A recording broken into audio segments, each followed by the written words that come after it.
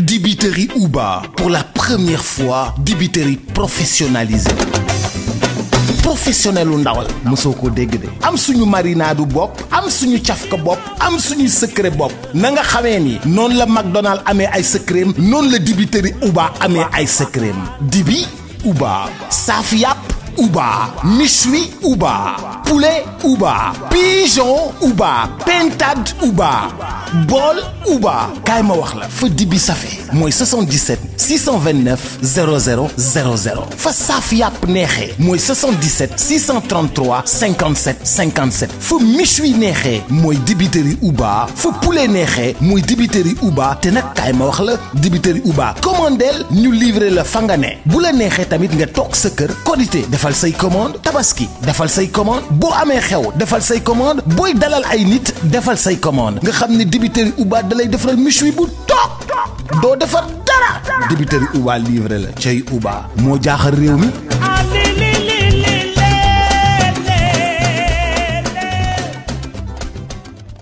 ni nga ak Charles Faye ngeen gën ko xam nag ci émission politique mais ku xam làmb la Charles ni ngi lay nuyu. maa lay fay bu baax a baax ndey. Charles actualité làmb ji mooy suspension li nga xam ne mooy activité làmb ji par le ministère de l'intérieur déjà yow loolu ça te fait quoi ban commentaire nga ci def déjà. loolu lu ma metti la defe naa tey ma xalaatoon ñu suspendre làmb parce que tout simplement si biir làmb moo am loo xamante ne doxul diggante ñoom ñoo ko séq loolu mënoon naa ko comprendre mais ñu suspendre làmb parce que moo nekk loo xamante ne moo wër làmb bi te newul si biir làmb bi kooku moom problème la. kooku problème bi fa la jógee pourquoi ñu suspendre làmb bi parce que tout simplement dafa am loo xamante ne jaral na mu am ko ñenn yi kenn ki ñàkk bakkan muy defe naa Babacar Diagne bu dee juumuma xale boobu ñu faat ko si kaw lan si kaw ay lu amoon ay agression ñu gis loo xamante ne dañ ko mës a gis dañ ko mës a gis parce que amoon na quand même bu ñu fàtte suñu baay bu baax bi nekkoon fii xalifu Tijaan yi waxoon na ko fii waaw almaxtun waxoon na ko fii lan moo jar ñuy dem di seetaan yi bu fekkente ne sécurité bu ñu fa ne tool bu mu koy wax boobu defe naa 1997 wala 98 entre boobu ba tey ñaata année ñoo jàll ba toujours même chose yi di am di gën a aggravé wu ça veut dire que nit ñi defuñu seen liggéey mais lu ma si gën a metti mooy que police dafa am communiqué boo xamante ne daf ko def pour nekk dootul assuré loolu xaw ma jaaxal parce que defe naa police du moom moo waroon def kayit bu mel noonu kooku benn la mais ñaareel ga dafa ne lu ma wax te man lu mu ko jëlee lu mu koy jàppee jàngat bi mooy que lu ne si biti ñun amuñu réponse am comme amuñu réponse am dañuy taxaw parce que Sénégal yi mu ne bu nekk mën nga ko jëlee loolu te nag police moom mooy aar maanaam suñu sécurité moo ko yor bu fekkente ne moom mënu ko yor côté boobu mais kon kooku mooy ñun Sénégalais fu ñu jëm te message boobu maanaam dafa am loo xamante ne ku si nekk moom ngay jàpp mooy sa jàngat ku si nekk si ñun boo ko jàngatee lan nga siy jàpp à la fin loolu mun na nekk problème bi beneen affaire bu am kii mooy que nit ñi bu fekkante ne amatuñu loisir yow mënatoo dem seetaan lamb yow mënatoo jouer nawetaan yow mënatoo def lay mais lan moo lay des maanaam loo xamante ne moo lay may boo paree liggéey wala boo liggéeyul nga mën a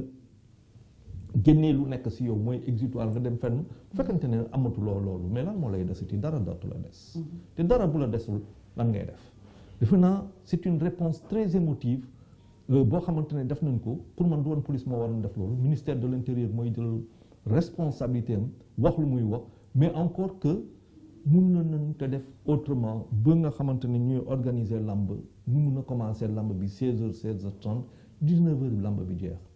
comme match de football on sait que c'est 90 minutes comme match bu ñu waxee prolongation mais xam nañ kan lay commencer kan lay jeex te lamb boo koy xool boo amee 10 combats nga ne combat bu nekk 25 minutes la ça te fait boo defee 10 combats 250 minutes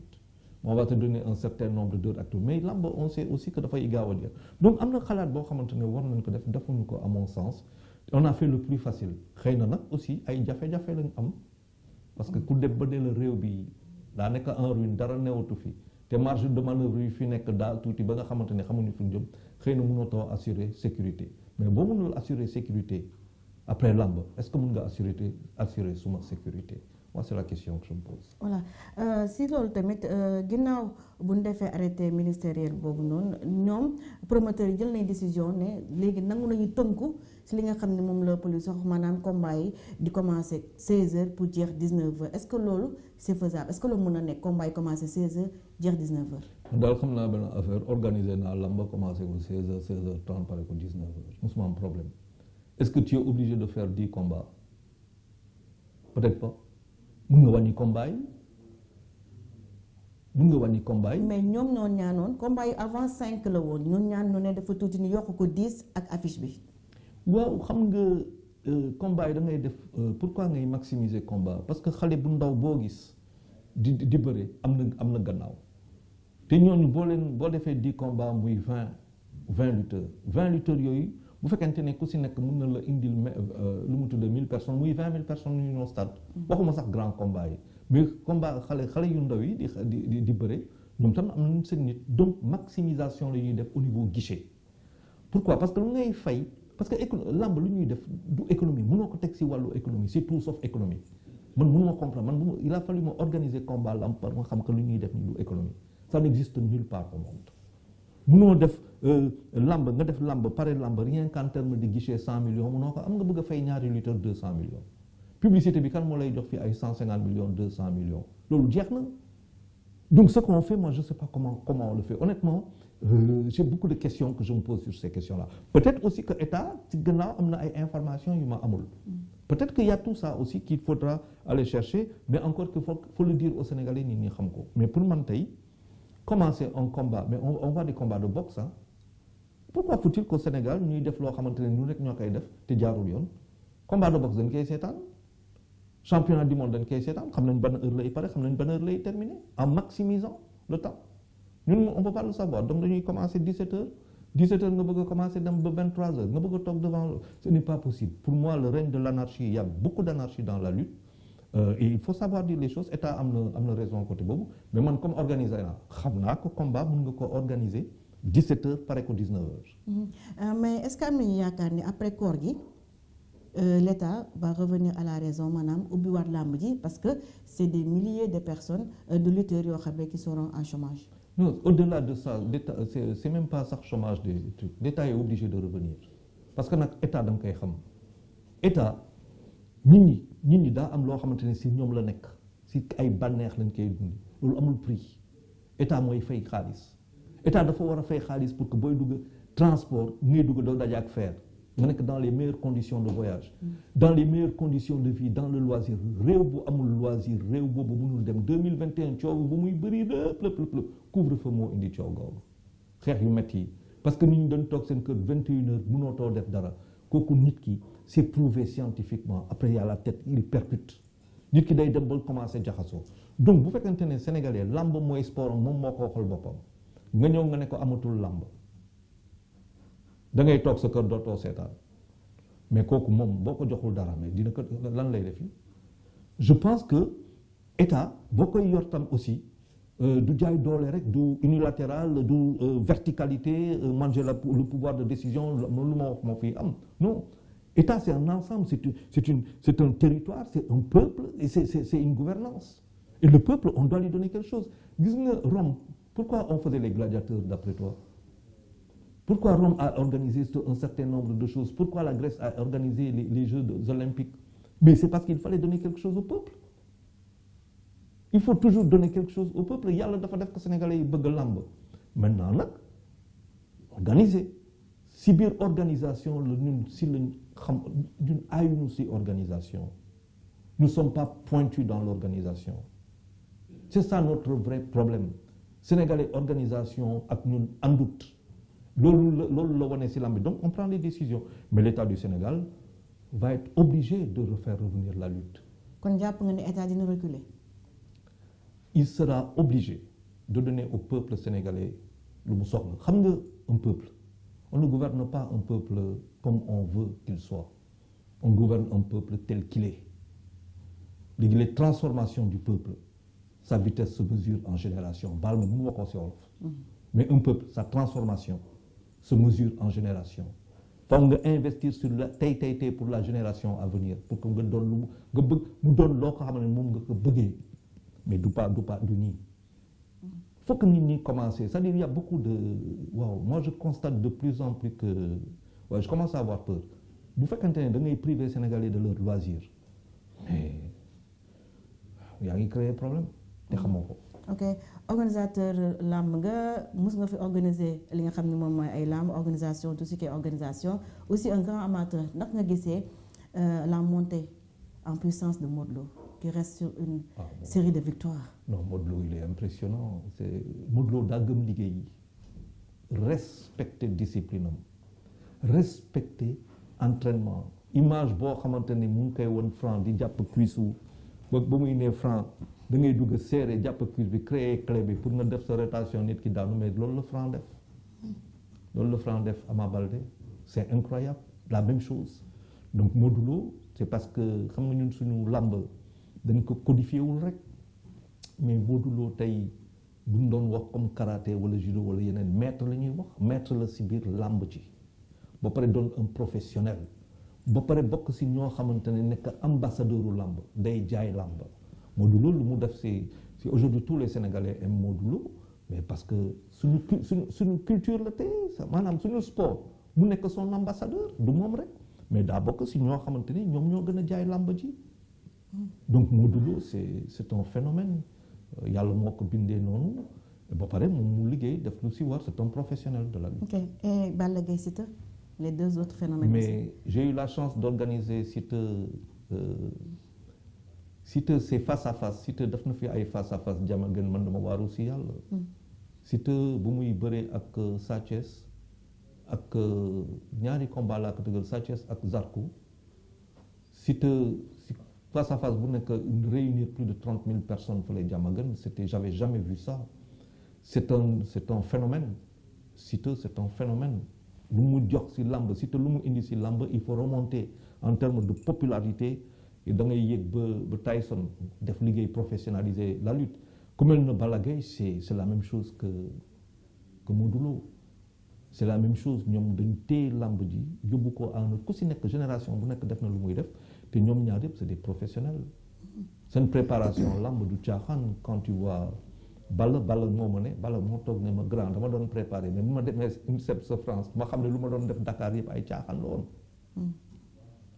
préparer foofu ne ma dama pour lekk bi nii gars bi ba non lekk bi jeex na lekk bi c'est à telle heure muy ut fu muy lekk ganaar ak yu demee noonu c'est dire le professionnalisme ils l'ont appris donc pour ñoom c'est de grands ambassadeurs pour monde de la lutte. Il y a eu l'épopée de GFM Entertainment, il y a eu l'épopée aussi de Luc Nicolas & Co avec des organisations vraiment grandioses mais comment naka nga gisee tey la montée en puissance de Albourakh. waaw chacun da ngay génération bu nekk man ba may ñëw si làmb ji j'avais quand même amoon naa ñaari modèle kenn ki bi tudd Luc Nicolaï qui m'a beaucoup aidé parce que man ñëwuma rek def nii Luc Nicolaï def na liggéey boo xamante ne bu mucc ayib wan mu bëri mais j'avais aussi en repérage Gaston Mbengue nga xamante ne il a réussi à faire le claf def lu am solo donc moom tam day ñëw xool ñu fi jaar am repère am modèle ba pare apporter sa touche personnelle et sa touche professionnelle mais lu am solo faut que ñu xam que suñu économie antanul làmb bi lu muy dund actuellement faut que ñu xam loolu. lan moo tax loolu. parce que suñu économie endogène antanu ko moi je l'ai découvert c'est-à-dire il va falloir que quand cette génération de grands lutteurs qui perçoivent beaucoup d'argent va passer faut que ñu xalaat ñoo xamante ne dina combat yi dinañ fi bëri comme UFC pour que toutes les catégories ak ku nekk mën a lutter parce que aussi boo xoolee bu baax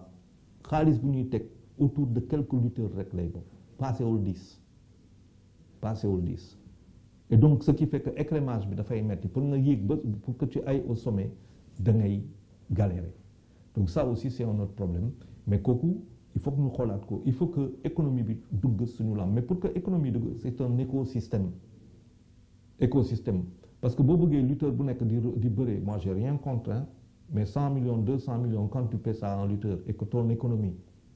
est une économie extravertie, je me pose beaucoup de questions sur cette économie de la lutte. Pour l'avoir organisé xam naa Demba Diop mënoo organiser Demba Diop ba génn foofu ak 100 millions de francs CFA ticketing c'est pas possible. Ok. Bon, il faut 10 000 personnes qui paient 10 000 francs pour 100 millions. 10 000 personnes qui paient 10 000 francs pour avoir 100 millions. C'est énorme. C'est énorme. Donc il faut aller au stade, dans un stade de 60 000 places. Voilà ce que tu peux faire, c'est avec le pay-per-view. Mais le pay-per-view, quand tu vas le faire, à combien tu vas vendre ton billet? Tu vas aux États-Unis, près de 300 millions d'habitants. Tu viens au Sénégal, 18 millions d'habitants. Tu divises par 3. Sur les 3, quand tu as divisé par 3, ça te fait 6 millions. Tu vas chercher maintenant sur les 6 millions le potentiel. Ngay maximiser pour un pay-per-view. D'ailleurs, 1 million d'ailleurs, de ce pay-per-view francs, tu as boobu 1 milliard. d'ailleurs ce pay-per-view boobu laay rebondir tuuti système boo xam ne au départ dañ ko décrier woon léegi dafa mel ni moom moo xaw a sauver li nga xam ne moom mooy promoteurs yi ak notamment aussi les lutteurs. waaw parce que yow tey bu fekkente ne yaa ngi jaay sa 100 francs pay-per-view nga am 1 million de personnes yu lay seetaan tu as 10 millions de francs CFA ou 100 millions tu as 100 millions de francs CFA bu dee 100 francs nga jaay nga ut 1 million de nu seetaan pay-per-view tu as 100 bu ñu fayee 1000 francs si ngay am 1 milliard. Maintenant, est-ce que celui qui fait le pay-per-view, il a 1 million de téléspectateurs qui ont payé 1000 francs? C'est ça l'économie. Okay. Sans compter tous les investissements yoo xamante ne def nañ ko pour que 1 million de personnes yi ñëw seetaan télé bi liggéey la. Parce que pour da ngay organiser face à face, organiser lépp am ay partenaires et tout ça pour que le jour J nga toog devant ce téléphone wala nga toog devant ce ordinateur wala devant ce télé. Nga seetaan en combat et que vous soyez 1 million, ça aux États-Unis c'est rien du tout. Mais au Sénégal, est-ce que c'est ça qui se passe? Si tu as 100 000 personnes qui paient 1000 francs, c'est pas beaucoup. Hein? Ok. Nous jeexalee ak li nga xam ne moom mooy seen structure GFM Entertainment kañ la fas yéene ñëwaat si làmb ji. Oui, bon, moi je suis parti à la retraite quand même depuis, je ne suis plus au groupe Futurs Médias, pare naa bon jël naa suma retraite quand même depuis. mais mu ngi amaat ay idée ñëwaat gérer waat structure bi parce que comme on dit journaliste du màgget ah. non journaliste du màgget peut-être que GFM Entertainment ñoom bon Futurs Médias moom xaw ma fu ñu toll si GFM Entertainment wax dëgg yàlla te man bon GFM Entertainment 2 ans la woon wala 3 ans si mes souvenirs sont bons ba ma koy gérer bon après c'est passé entre d'autres mains mënu ma la si wax dara lu ma la si wax daal raconter des histoires par contre am naa projet boo xamante ne moom mooy dans l'organisation événementielle sportif boo xamante ne ak Mawor Pur Sport kooku projet dootul projet sax parce que société bi banque ñu ngi siy liggéey bu baax a baax léegi lu mu tudd environnement économique bu Sénégal tey moo metti ba nga xamante ne pour nga organiser du yomb noonu parce que partenaire keroog rek maa ngi doon si benn combat boxe Amadou Bari gisuma benn partenaire te loolu c'est pas possible xanaa nga bëgg a organiser di def pay-per-view mais boxe wala yeneen discipline yi waxuma lamb de parce que lamb moom defe naa j'ai tourné le dos à la lutte peut-être que mun naa ñëwaat si lamb mais pas lu ñu koy defee nii actuellement c'est économiquement c'est pas fiable. ok pourtant si loolu laa bëgg a ñëw sax est-ce que mën nañu xaar comme que nekkoon nga di gérer li nga xam ne mooy structure entertainment GFM Entertainment ñu xaar benn jour Charles Faye nekk promoteur Charles & Co wala Charles Production nga organiser ay làmb. yow kay da ngaa bëgg rek boo organiser làmb waaw mën na am yàlla rek a xam mais comme lu mu la ko waxee làmb mu tëddee nii ak des centaines de millions moom loolu moom du ma si dugg. Par contre liggéey ba nga xamante ne mbëri dinañ si mën a feeñ gis seen bopp doon ay star ànd ak ñoom liggéey ak ñoom loolu ça peut être un projet boo xamante ne mën nañ ko xoolaat mais liggéey la du organiser rek balaa écosystème la foog na liggéey ko bu baax a baax mais du ma la wax lépp aussi. ok Charles, ça a été un plaisir dalal si nga xam ne moom mooy Lutte TV donc.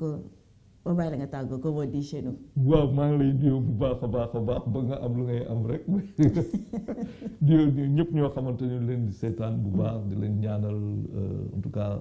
ngeen gën a sori gën a dem parce que économie sport économie la lamb rawatina moo gën a rëy si suñu économie sportive lamb moo ko yor nit ñi faw ñu xam loolu sport traditionnel qui professionnellement day indi lu bëri loolu yàlla moo ko baaxee di la remercier bu baax a baax jox la peut-être rendez-vous si arène on ne sait jamais. Bien sûr. bu ko yàlla tudd. Merci Doyen Charles et merci à Fall. Dibiterie Uba, pour la première fois, dibiterie professionnalisée. Professionnel u ndawal mosoo ko dégg de am suñu marinade bopp am suñu cafka bopp am suñu secret bopp na nga xamee ni noonu la McDonald amee ay secret noonu la dibiterie Uba amee ay secret dibi Uba saaf yàpp Uba méchoui Uba poulet Uba pigeon Uba pintade Uba